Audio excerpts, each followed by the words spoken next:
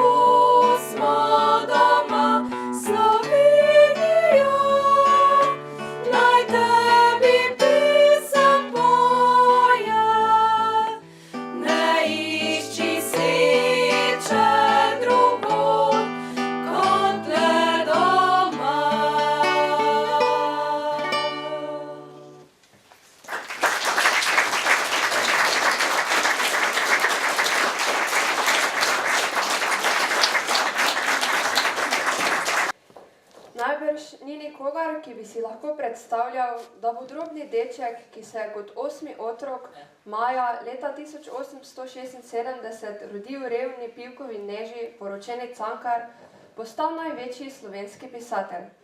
Hiša na Vrhniki je stala na klancu. Bila je majhna in lesena ter krita s slanom. A kljub revščini se je Cankar ob pomoči vrhniških dobrotnikov in po zaslugi materine nadčloveške požrtvovalnosti znašel na realni gimnaziji v Ljubljani, kjer je blestel v risanju in pisanju spisov. Mater je vse življenje globoko ljubil ter je posvetil nekaj najlepših črtic in roman Na klancu. Vse življenje je Cankar občudoval materino moč za prebijanje skozi življenje. O predanosti svoje matere je zapisal: Če bi rekel svoji materi, da naj mi za 5 odmakne Ljubljanski vrh, zato ker preveč tišči na močilnik, bi ga bila najbrž zares odmaknila. Čeprav je bil zaradi revščine v šoli bolj v ozadju, se je začel družiti z mladimi pesniki. Imeli so tajno literarno društvo, ki so mu rekli Zadruga. Tam je spoznal Josipa Murna, Dragotina Keteja in Otona Župančiča.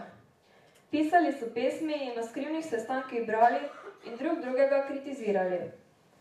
Pri 21 letih mu je umrla mama. Zadnjo noč je bedel ob njej in jo tudi narisal. Pogreb je plačal s honorarjem od svoje prve knjige, pesniške zbirke z naslovom Erotika. To leto v maju je tudi spoznal mlado dijakinjo učiteljišča Anico Lušinovo. Pesniški zbirki Erotika so v ciklusu iz lepih časov pesmi posvečene Anici. Saj to že davno sem na tihem slutil. In glej, naposled je prišlo tako. Hladno si dala roko mi v slovo. Saj to že davno sem na tihem slutil. Če tudi solzno ni bilo oko, Bog sam ve, kaj sem pri slovesu čutil. Saj to že davno sem na tihem slutil. In glej, naposled je prišlo tako. Visoka stena je med nama ostala, na jedni strani noč, na drugi dan, in tebi si je zdaj svetlejša stran. Visoka stena je med nama ostala, a takrat, ko bo tvoj obraz solzan in bled in suh, prepozno bo depala. Visoka stena je med nama ostala, na jedni strani noč, na drugi dan.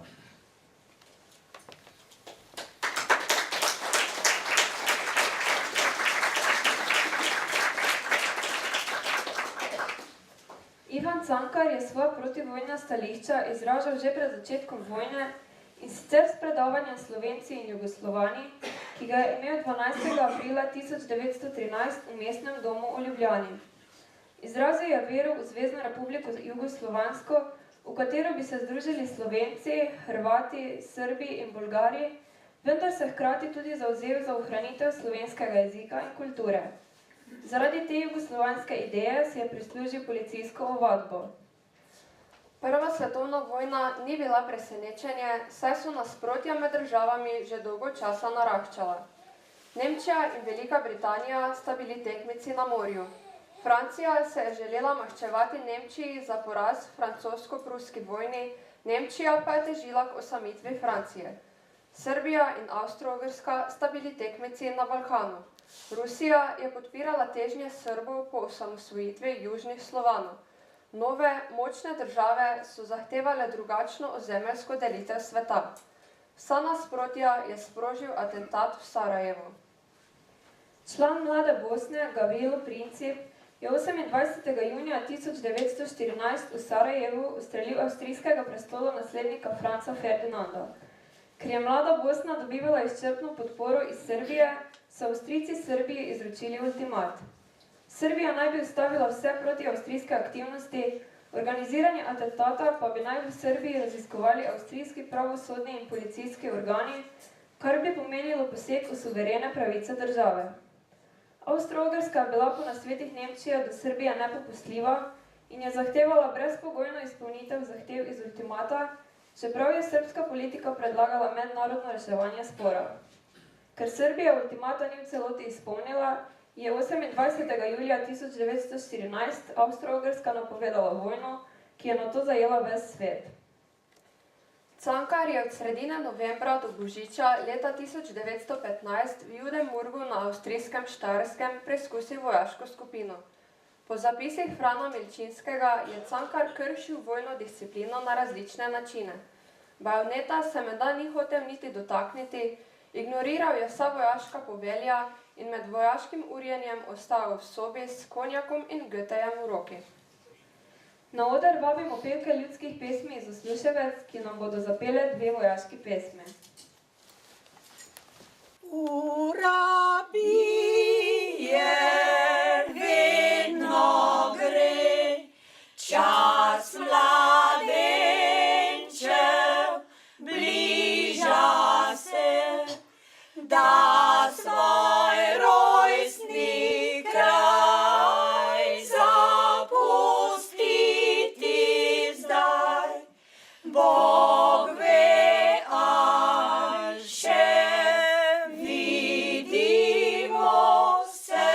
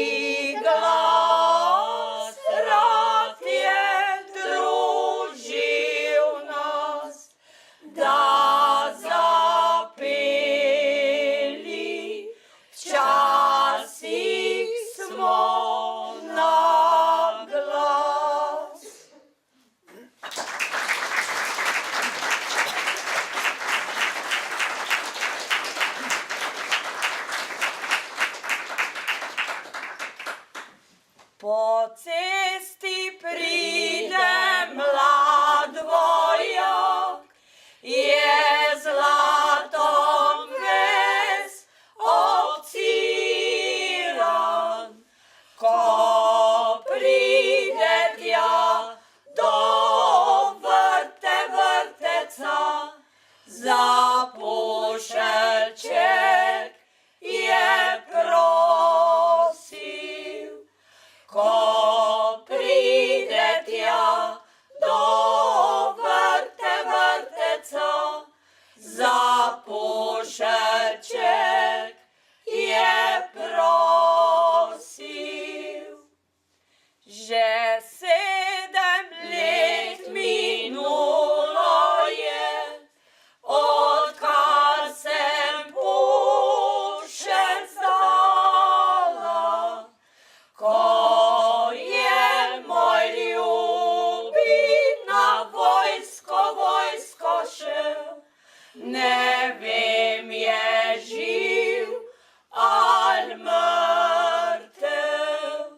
Ko je moj ljubi na vojsko šel, ne vem, je živ ali mrtev. Jaz sem pri njegovi smrti bil, ko ga je krogla ubila. Klobuk njegov sem gor pobral in djal na svojo glavco. Klobuk njegov sem gor pobral in djal na svojo glavco. Dekle se vstran obrnilo in milo zajokalo.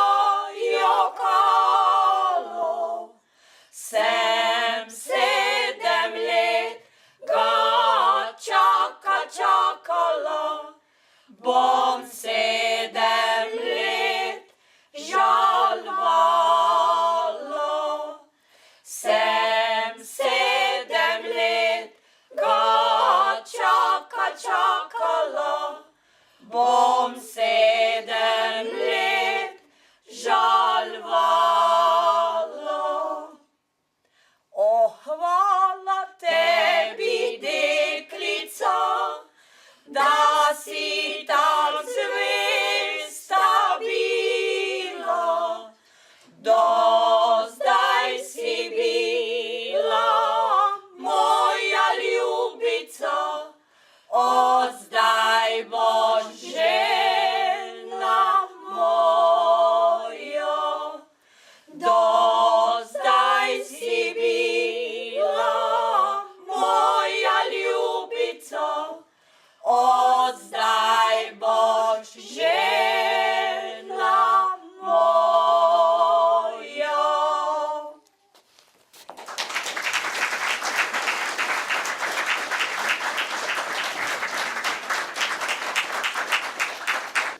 V dolgi, ravni vrsti je stala kampanja, napravljena, da se še tisto uro napoti na bojišče.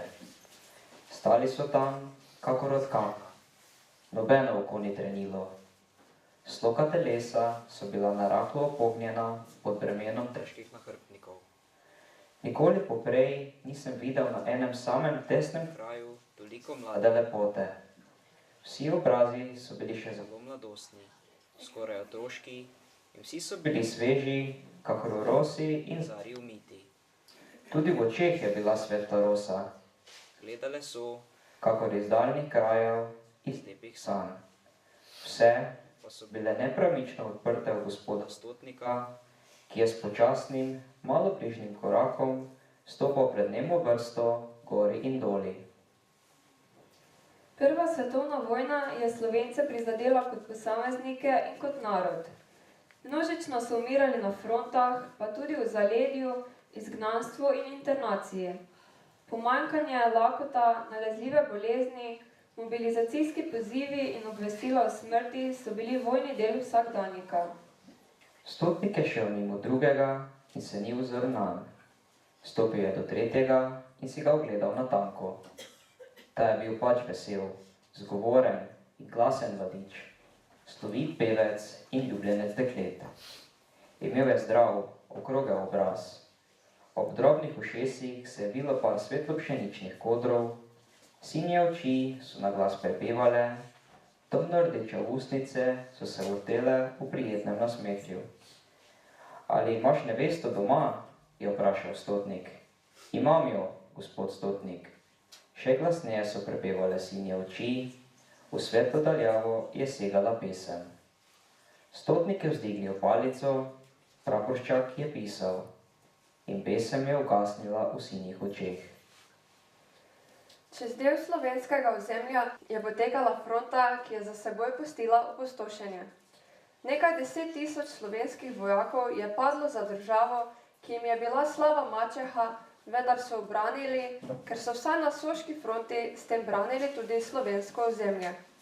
10 000 prebivalcev z obeh strani soške fronte je bilo razseljenih v razna taborišča po Italiji in Avstro-Ogrski. Prišel je do kraja, poslednjikrat je vzdignil palico, nato se je okrenil. Takrat sem videl njegov obraz in srce mi je utihnilo. Ta obraz je bil brez kože in mesa. Namesto oči je bilo izkopanih v lobanju dvoje globokih jam, dolgi, ostri zobje so se režali nad golo silno ločerjustjo. Stotniku je bilo ime smrt. V spopadih na soški fronti je umrlo na tisoče slovenskih vojakov, zaradi česar je danes globoko ukoreninjena v slovensko zgodovino. Prva svetovna vojna je bila šok, ki je zaznamoval vse sfere, tudi umetnost. Te podobe iz sanj so bile napisane v letih strahote od 1914 do 1917. Zato je razumljivo, da marsikatera beseda ni tako postavljena, kakor bi po vsej pravici morala biti, in da je marsikatera zastrta in zabrisana. Vendarle pa naj ostane vse, kakor je bilo, za ogledalo težkih dni in za spomin. Je Cankar zapisal v uvodu svoje zadnje zbirke kratke proze in hkrati njegovi zadnji knjigi z naslovom Podobe iz sanj. Knjiga je izšla leta 1917. V njej zbranih 31 črtic so bile v letih od 1915 do 1917 objavljene v periodičnem tisku, največ v reviji Dom in svet. V svoji zadnji knjigi je hotel ljudem posredovati svoja najbolj prečiščena življenjska spoznanja. Slišali smo že odlomek iz črtice Gospod Stotnik. Prva črtica v knjigi pa se prične tako. Nikoli nisem prav lahko pisal. V teh zadnjih časih pa mi je vsak stavek, ki ga napišem, skoraj telesna muka. Niso le neprijetne in žalostne zunanje stvari, ki mi vežejo trudno roko in tiščejo misel v tlom. Res je najbrž, da bi mi tekla beseda glajše in veselejše, če bi bilo vsaj malo sonca, če bi vsaj enkrat lahko dihnil iz polnih, osvobojenih prs, vsaj enkrat lahko pogledal predse in nase brez strahu, z nezastrtim očesom. Ali vendar, to ni poglavitno. In saj nisem edini med nami, ki bi potožil, če bi ga ne bilo sram. Vse nekaj drugega, globljega, silno bolesnejšega je, kar je storilo, da je moja govorica podobna plahemu, komaj razumljivemu ecljanju, da moja misel, namesto da bi svetla švignila proti nebu, prhota nestalno, ne ve kam in ne more nikamor. Na oder ponovno vabimo vokalno skupino Tisa, ki nam bo zapela pesem Prinesi mi rože.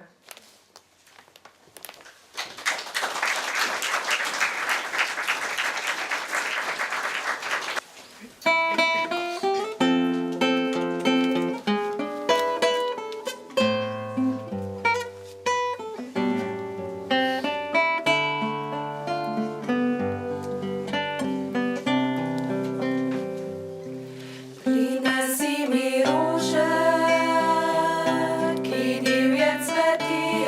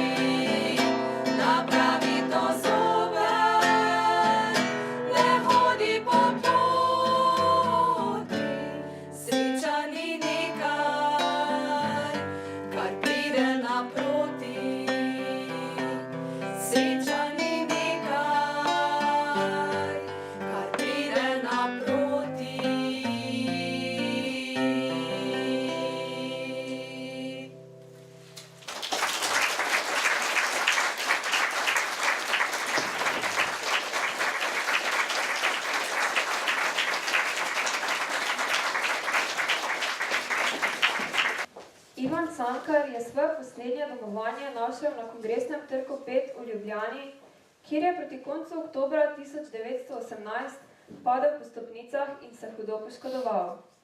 Zaradi posledic padca in okužbe s pljučnico je 11. decembra 1918 umrl. Po letih bojevanja so bile države izčrpane. Vojaki so se upirali nadaljevanju vojne. Avstro-Ogrska je kapitulacijo podpisala 3. novembra 1918. 4 krvava leta so za seboj pustila več milijonov mrtvih, ranjenih in pogrešanih ter povzročila ogromno gospodarsko škodo. Na bojišča Prve svetovne vojne je z avstro-ogrsko vojsko odšlo približno 160.000 vojakov iz slovenskih dežel. Od tega se jih 35.000 ni nikoli vrnilo domov. Kot smo omenili že na začetku proslave, je letos tudi 100 let boja za severno-slovensko mejo. General in pesnik Rudolf Maister, poveljnik takrat novo ustanovljene slovenske vojske, je 23. novembra 1918 ob 4. zjutraj razorožil nemško zeleno gardo, ki je pripravljala protiudarec, s katerim bi Maribor in slovensko Štajersko dokončno pripojila nemški Avstriji. S tem je Maribor postal slovensko mesto. Prva svetovna vojna je bila vojna, za katero je tedaj veljalo, da bo končala vse vojne, a je postregla z veliko neusmiljenostjo. Ob začetku Prve svetovne vojne je narodno gibanje med Slovenci zaradi nemškega nasilja zamrlo. Maja 1917 so se slovenski, hrvaški in srbski poslanci iz avstrijskega dela monarhije združili v Jugoslovanski klub. Njegov predsednik dr. Anton Korošec je v imenu kluba 30. maja 1917 prebral v avstrijski poslanski zbornici na Dunaju deklaracijo, ki je znana kot Majniška deklaracija. V njej so poslanci izjavili, naj se vsa ozemlja monarhije, na katerih so živeli Slovenci, Hrvati in Srbi, združijo v samostojno državo.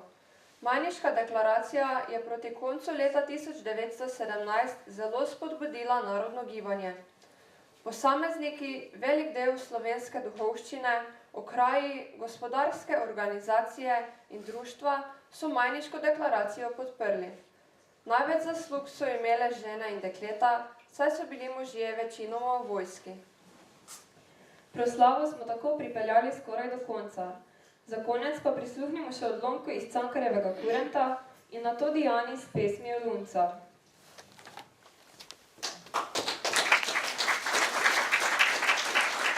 O domovina, ko te je Bog ustvaril, te blagoslovil z obema rokama in je rekel, tod bodo živeli veseli ljudje.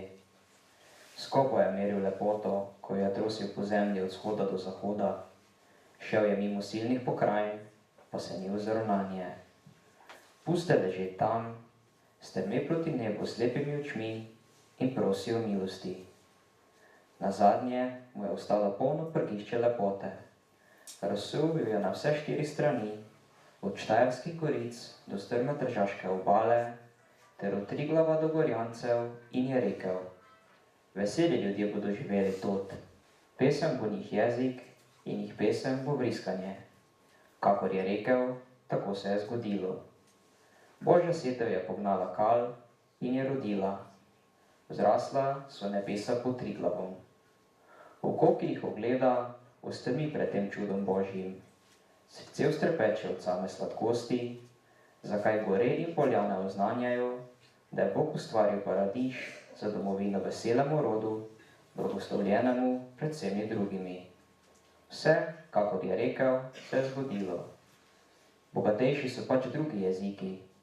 Pravijo tudi, da so milozvočnejši in bolj pripravni za vsakdanjo rabo. Ali slovenska beseda je beseda praznika, petja in vriskanja. Iz zemlje samlje zveni, kakor velikonočno potrkavanje, zvezde pojo, kadar se na svoji svetli poti ustavijo, ter se ozro na čudežno deželo pod seboj. Vesela domovina, pozdravljena iz veselega srca.